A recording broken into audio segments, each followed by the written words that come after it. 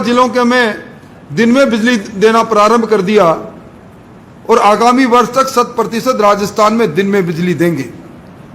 आज राजस्थान का किसान गांव में रहता है, इस तपत में, इस लू में उसे दिन में तारे दिखाई दे रहे हैं, तार से करंट बिल्कुल गायब है। अब 23,309 मेगावाट की बिजली की घोषणा महामहिम राज्यपाल के अभिभाषण में पैरा 160 के अंदर इस बार सरकार ने की और कहा हम सरप्लस हो गए। और इसमें से 8,597 मेगावाट विद्युत हमारे तापीय विद्युत घरों में पैदा होती है, जिसके अंदर औसतन 1 यूनिट पर खर्चा 3 रुपए 40 पैसे आता है।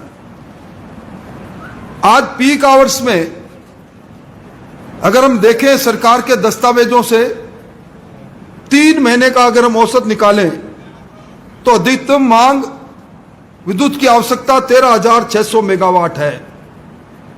मेरा एक प्रश्न यह है कि हमारे पर कोयले की बात को लेकर तीर साधने वाले मुख्यमंत्री जी, आप बताओ कि आप तो विद्युत की दृष्टि से सरप्लस हो, 23,309 मेगावाट विद्युत पैदा कर रहे हो, तो 13,600 मेगावाट की विद्युत की आवश्यकता होने पर ही आपका सिस्टम हाँफने क्यों लगा? अगर मैं मान लूं एक्सिलरी कंजम्पशन और टीएनडी लॉस को 20% मान लूं, तो भी राजस्थान में 18,647 मेगावाट विद्युत सरकार के खुद के दस्तावेजों के अनुसार, सदन में रखे बजट भाषण के अनुसार, राज्यपाल के अभिभाषण के अनुसार उपलब्ध है। तो फिर 13,500 के अंदर इतनी विद्युत की आवश्यकता होने पर यह क्यों हुआ? इसके पीछे सिर्फ एक कारण है। राजस्थान की सरकार ने, जो मैंने कहा था 8,597 मेगावाट के जो हमारे विद्युत संयंत्र है, जिसमें लाखों करोड़ों रुपए राजस्थान की जनता के खर्च हुए हैं, जानबूझकर इसी मार्च और इसी अप्रैल महीने के अंदर अलग अलग समय से 6 से लेकर 10 हमारे थर्मल पावर प्रोजेक्टों को तकनीकी कारणों से और मेंटेनेंस के कारणों से बंद किया है। सरकार के नुमाइंदों को यह मालूम था कि हमारा कंजम्पशन बढ़ता है, विद्युत जब तापमान बढ़ता है, इन दिनों में रख रखाव के नाम से और तकनीकी कारणों से। मेरा सवाल यह है कि आपने किस कारण से 1970 मेगावाट से लेकर 4,000 मेगावाट तक के विद्युत संयंत्रों को अलग अलग समय पर बंद किया? और इसके पीछे एक ही कारण है कि सरकार अपने उसी कृत्य को करना चाहती है जो पिछले 2 वर्षों में इन्होंने किया। इनका एक ही काम है कि विद्युत की अनुपलब्धता बताकर महंगे दामों पर राज्य के बाहर निजी विद्युत उत्पादनकर्ताओं से बिजली खरीदें। अभी मैं एक कागज आपके हाथ में दूंगा, उसमें खुद के इनके आंकड़े हैं, विद्युत उत्पादन निगम के आंकड़े हैं कि 2019-20 में इन्होंने राज्य से बाहर निजी विद्युत कंपनियों से 12,470 करोड़ रुपए की महंगी बिजली खरीदी। 2020-21 में 13,793 करोड़ की महंगी बिजली खरीदी और ये बिजली 5 रुपए 70 पैसे से लेकर 17 रुपए तक खरीदी। और ये सारा भार अंतोगत्वा राज्य के 1,52,00,000 उपभोक्ताओं पर आएगा। आप सब जानते हैं कि हम राजस्थान वो प्रदेश है जहां सबसे ज्यादा सनी डेज हैं। हमारे यहाँ सोलर ऊर्जा उत्पादन और विंड ऊर्जा उत्पादन में हमारे जो भौगोलिक परिस्थितियां बनी है उसके अंदर हम राजस्थान में सर्वाधिक उपयुक्त राज्य है। आज राजस्थान में राज्य सरकार ने 10,000 मेगावाट से ज्यादा के एमओयू सोलर एनर्जी और विंड एनर्जी जनरेशन करने वाली कंपनियों से कर रखे हैं और इनमें से 7,700 मेगावाट का उत्पादन भी प्रारंभ हो गया। पर सरकार की नीति एक ही है कि इस एनर्जी का इस्तेमाल नहीं करें, क्योंकि अगर ये विंड और सोलर एनर्जी का इस्तेमाल करेंगे तो फिर महंगी बिजली खरीदकर संस्थागत भ्रष्टाचार को किस प्रकार वो आगे बढ़ाएंगे। 640 मेगावाट सोलर एनर्जी जो 2 रुपये 24 पैसे में अनुबंध किया था, इतनी सस्ती बिजली का भी जब समय समाप्त हुआ तो उसके एक्सटेंशन के बजाय उनका अनुबंध रद्द किया और मामला आज अदालतों में है।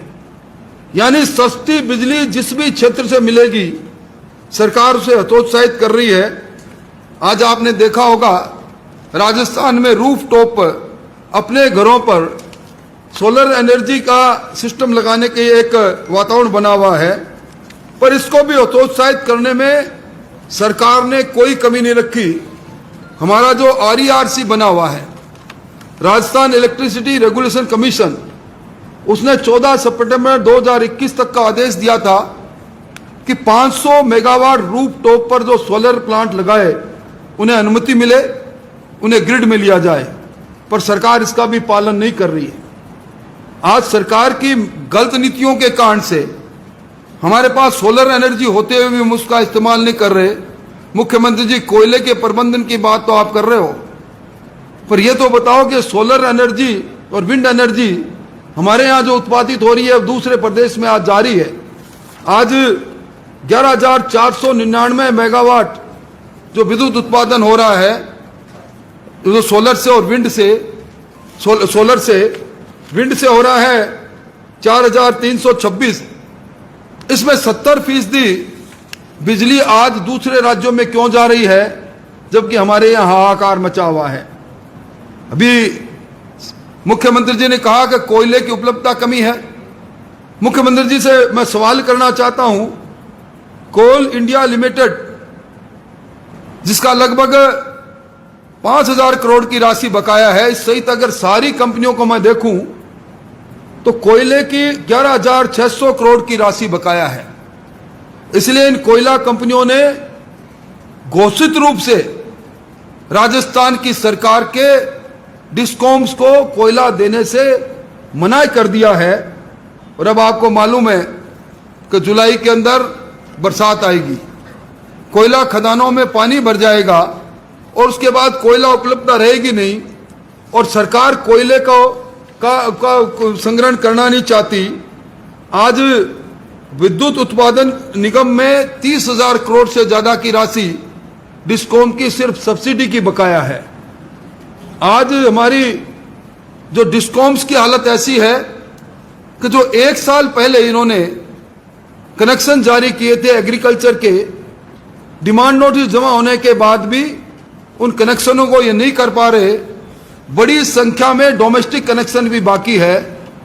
आज किसी भी जगह पर चले जाएं आप, किसी भी एक्सएन, एससी और एएन सर्किल के अंदर ना खंबा है, ना केबल है, ना छोटे ट्रांसफार्मर है।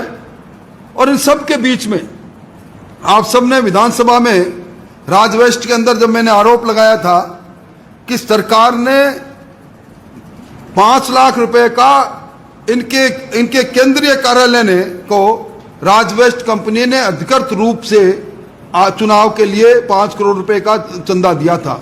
और इसके कारण से इस सरकार के समय में जो राजवेस्ट के ऊपर एजी का पैरा निकला था, जिसमें 3436 करोड़ 8 लाख की बकाया थी, वो सरकार वसूल नहीं कर रही। अब सरकार ने जब एक और बिजली का संकट गहराया हुआ है, इसी 4 अप्रैल को उसी 3436 करोड़ की राशि की वसूली के लिए, और ये कहते हुए उप सचिव का एक पत्र मैं आपको उसके साथ भी दे रहा हूं कि 15 दिनों के अंदर राजवेस्ट वैकल्पिक अपनी व्यवस्था करे।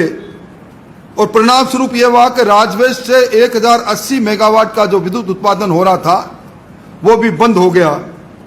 और विशेष तौर पर इसमें एक बात जो मैं इंगित करना चाहता हूं, राजवेस्ट के लिए जो बाड़मेर लिग्नाइट माइंस कंपनी थी, BLM कंपनी, इसमें 51% की हिस्सेदारी हमारे राजस्थान के RSMM की Rajasthan state mines and minerals की है और 49% इसकी राजवेस्ट की है।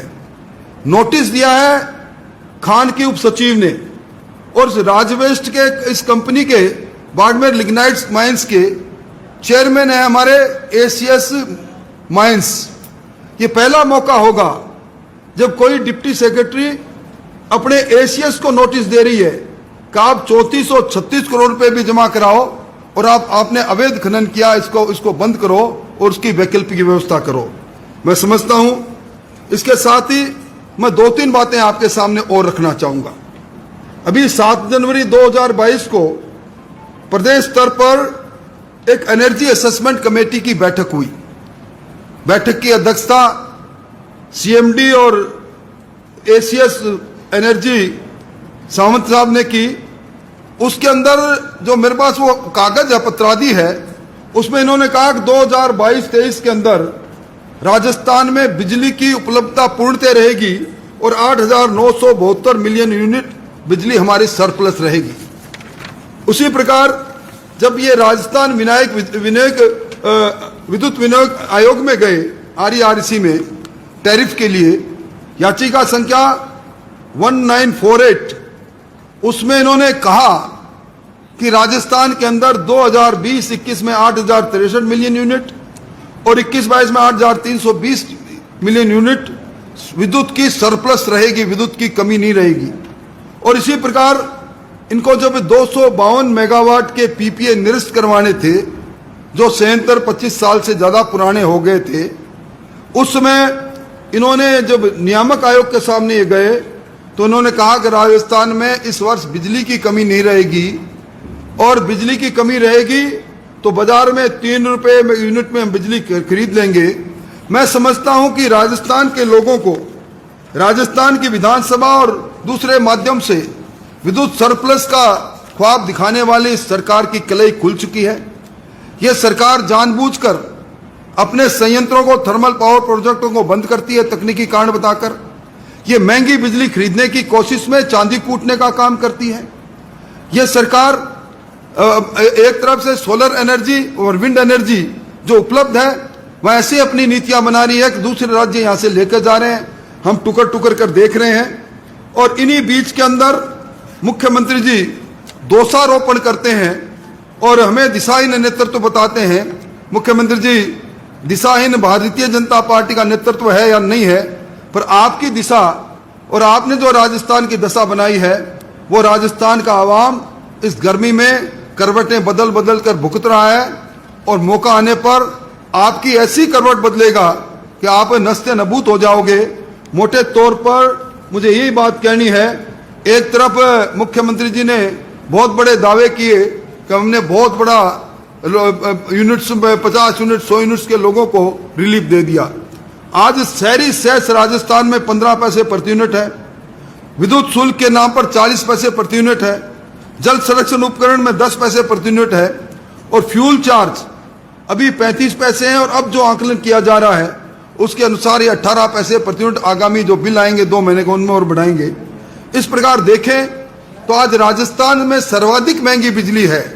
सरकार चाहे दावा कुछ भी करे, और इस सर्वाधिक महंगी बिजली होते हुए भी जहां एक के बाद एक राजस्थान के उद्योगों को बिजली देना बंद किया गया है, वहीं राजस्थान के अंदर आम उपभोक्ता आज विद्युत की कमी के कारण से तड़फन को मजबूर है। और यह सरकार उल्टे सीधे बयान देकर ध्यान भटकाना चाहती है। मोटे तौर पर मैंने कुछ दस्तावेजी बात आपको कही है, मैंने एक कागज भी आप सब लोगों के सामने प्रस्तुत किया है, और उसके साथ ही और कोई बात अगर आपको मेरे से पूछनी है तो आप पूछें।